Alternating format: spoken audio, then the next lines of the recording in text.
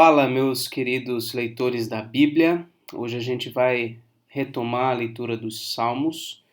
Vamos ler a partir do Salmo de número 90, que é o primeiro salmo do quarto livro. Talvez a sua Bíblia tenha essa marcação. Livro 4, do Salmo 90 ao Salmo 106.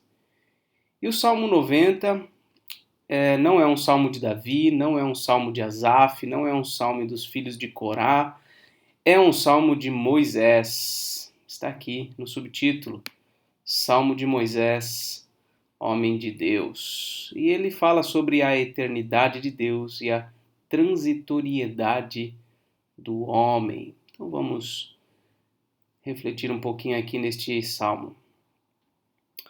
Senhor, Tu tens sido o nosso refúgio de geração em geração.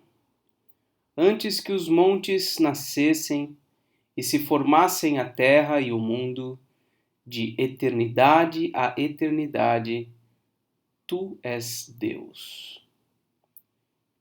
Tu reduzes o homem ao pó e dizes: tornai filhos dos homens.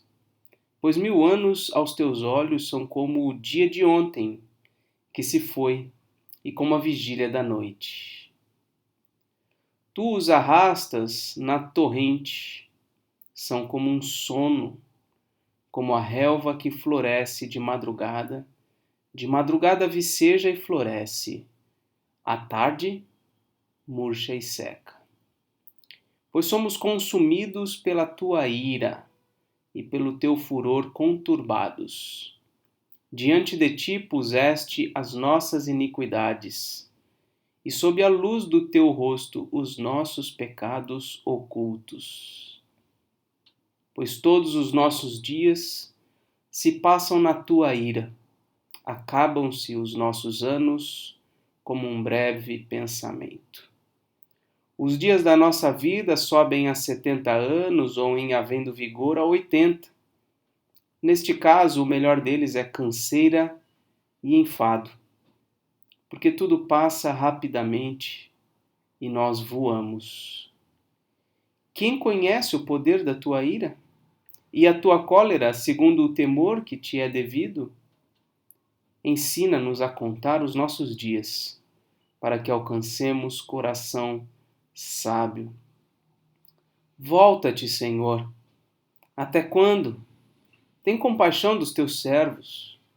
Sacia-nos de manhã com a tua benignidade, para que cantemos de júbilo e nos alegremos todos os nossos dias.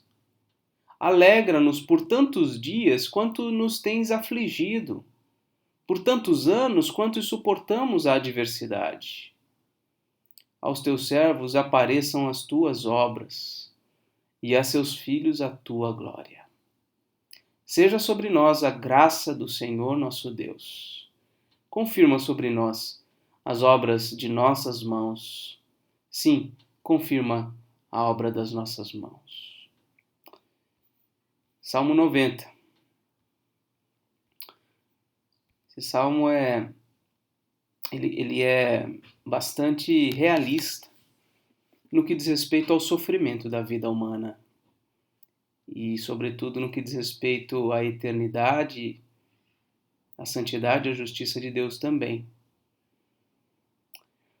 Bom, Moisés começa falando que o Senhor é o nosso refúgio desde sempre, de geração em geração. E Ele é Deus desde sempre mesmo, de eternidade a eternidade, antes que todas as coisas viessem a existir. Versículo 3 diz: Tu reduzes o homem ao pó e dizes: tornai filhos dos homens. Em outras palavras, mais simples talvez, Moisés está dizendo: o Senhor mata os homens, o Senhor tira a vida dos homens, o Senhor, ele reduz o homem ao pó e fala: tornem filhos dos homens, voltem.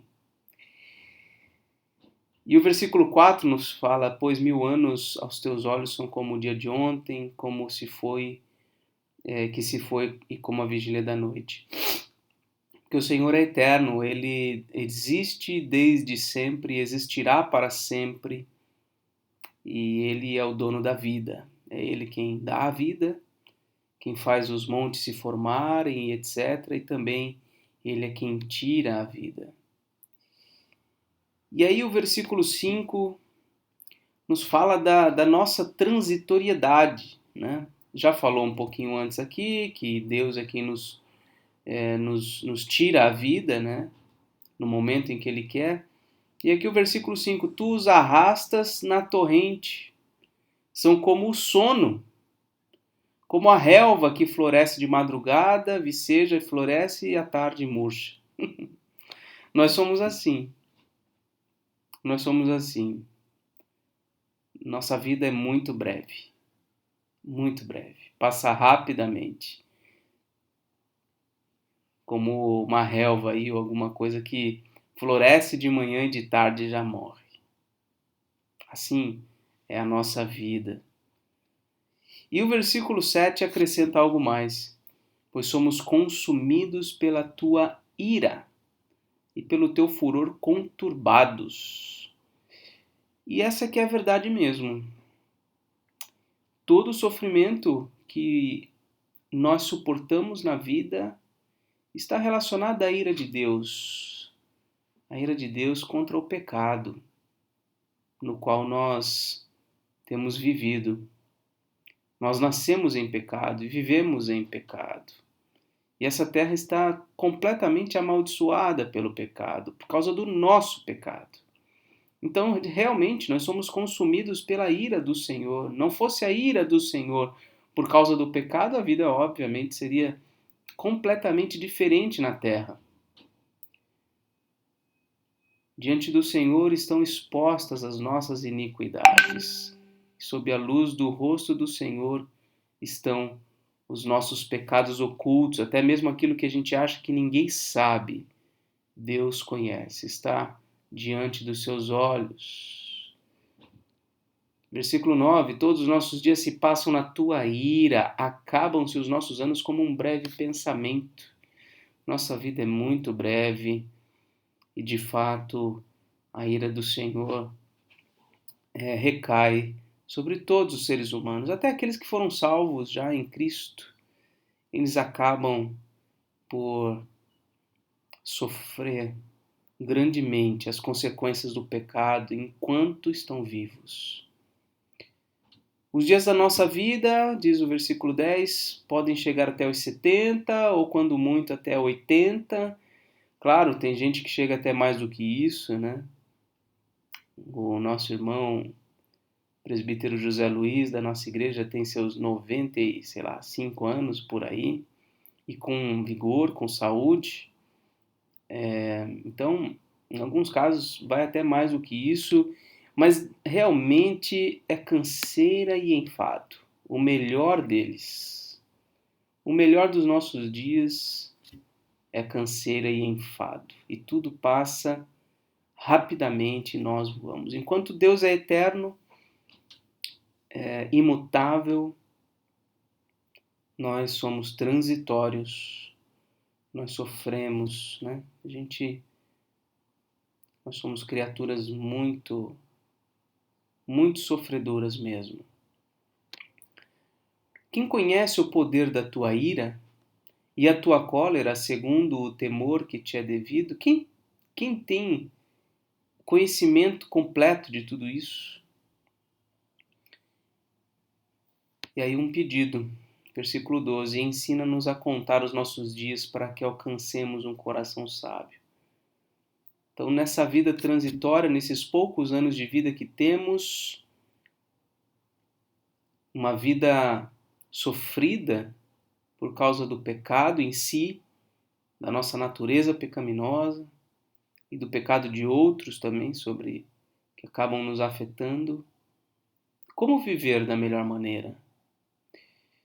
Moisés, neste salmo, pede ao Senhor, ensina-nos a contar os nossos dias.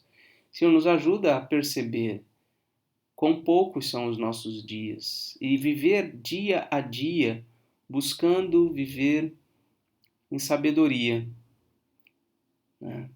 Ensina-nos a contar os nossos dias para que alcancemos coração sábio. E ele clama aqui: volta-te, Senhor, até quando? Tem compaixão dos teus servos. Então, nesse sofrimento todo que o povo de Deus padece, nós só podemos recorrer à compaixão do Senhor, à misericórdia dele. Só ele pode nos saciar com a sua benignidade, para que nós nos alegremos todos os dias. E um pedido aqui no versículo 15: Senhor, nos alegra por tantos dias quanto nos tens afligido. Senhor, traz alegria para o nosso coração. Que todos esses anos, esses dias de sofrimento, possam dar lugar a muitos anos e muitos dias de alegria. E aí, versículo 16: aos teus servos apareçam as tuas obras e a seus filhos a tua glória. Senhor, mostra-nos as tuas obras. Nos ajuda a compreender o que o Senhor está fazendo. Revela a nós a tua glória. Nos faz olhar para ti nessa vida dura que a gente vive. E seja sobre nós a graça do Senhor nosso Deus. Essa frase é preciosa. Seja sobre nós a graça do Senhor nosso Deus. E a parte final do versículo 17: confirma sobre nós as obras das nossas mãos. Sim, confirma as obras das nossas mãos, ou seja, aquilo pelo que temos trabalhado, aquilo pelo que temos nos esforçado. Senhor, confirma isso, realiza isso, porque não adianta nada nós trabalharmos, nós lutarmos por determinadas coisas, se o Senhor não abençoar, todo o nosso trabalho terá sido em vão. Então é isso, neste Salmo de número 90, nós temos aqui a afirmação da eternidade de Deus, temos aqui a afirmação do fato de que o mundo está sob a ira de Deus, por conta realmente do pecado, né? Nossa vida é transitória, nós acabamos vivendo muito pouco, né? Nós não fomos criados para viver tão pouco. Nós fomos criados para sermos eternos, mas o Senhor, por conta do pecado, reduziu muito o tempo de vida. Ele encerra os nossos dias em pouco tempo, né? E diante de tudo isso, né, do fato de estarmos sob a ira de Deus, o mundo como um todo, né,